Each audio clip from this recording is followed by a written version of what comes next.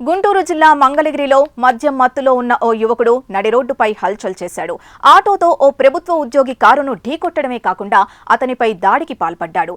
అంతటితో ఆగకుండా అడ్డుకోబోయిన పలువురిపై ముష్టిఘాతాలు కురిపించాడు.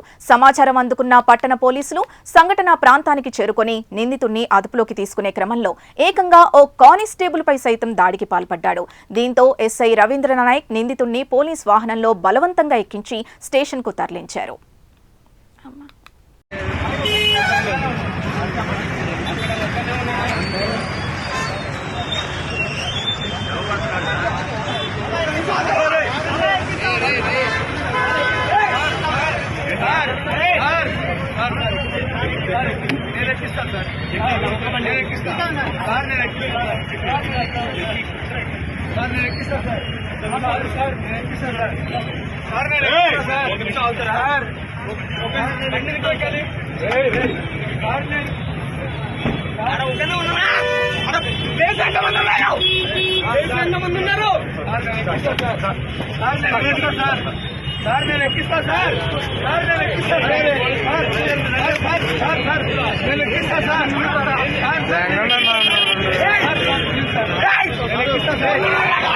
సార్